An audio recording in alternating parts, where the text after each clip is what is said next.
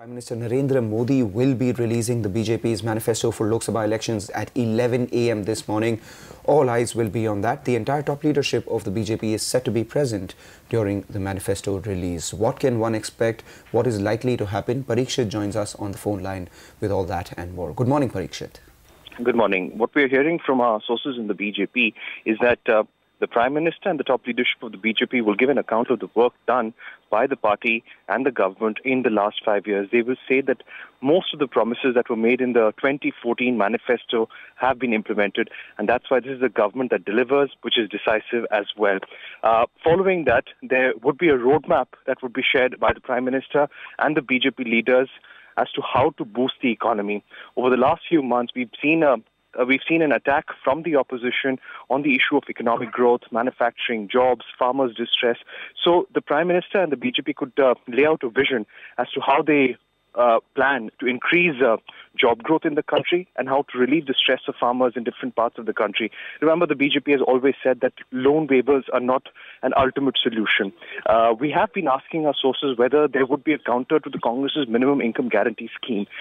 Sources in the BJP say that is unlikely to happen because the BJP feels it will not be a game changer and it will never cut ice with the voters. There would be a reiteration of the party's commitment to build a Ram temple as soon as the judicial process is over, and there would be the larger focus on economic growth. That's what we've been told by our sources. Well, the rally in crude prices continue as the crude sits now at a 5-month high at the value of over $70 per barrel. And Manisha Gupta, as always, joins us with more on that. Manisha, good morning. Tell us, what are the reasons of this rally in crude prices?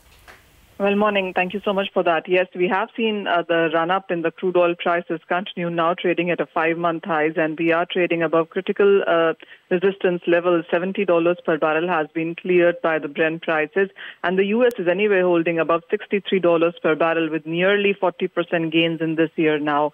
Well, the OPEC ongoing supply cut for the 4th month and the OPEC output at a 4-year lows clearly has been one of the major supporting factors.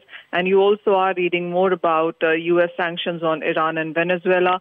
The unrest in Venezuela and in Libya as well are adding to the bullish positions. If you look at the latest money managers and hedge funds positions, the net longs have continued to build on for a 9th straight week, and that in turn has been supportive as well. So the crude oil prices continue with their higher momentum, with the FG as the latest report saying that $75 per barrel is what they expect in this quarter now for the Brent prices. The gains is what we have seen for the metal space as well on Monday morning. China has returned from a long weekend, and there is some buying that you've seen in copper, nickel, zinc, all of these metals today early.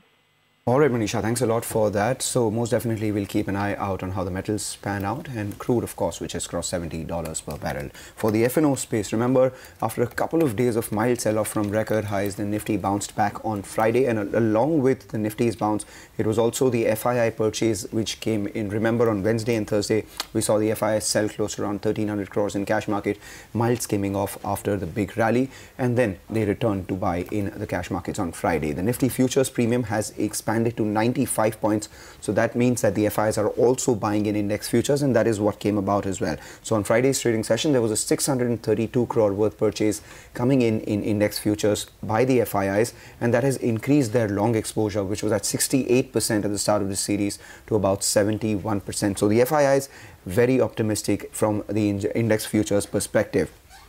They are bracing themselves for a downside, perhaps protecting themselves, which is why, while the index option net sell number was close to around 185 crore rupees, beneath the surface, that tells you that the FI has bought an equal number of long puts and wrote short puts as well. So bracing themselves perhaps for a downside, but they believe any sort of downside will be very limited. So let's put those strikes or active strikes in focus for the week that ends, for the series that expire, or for the options that expire this Thursday.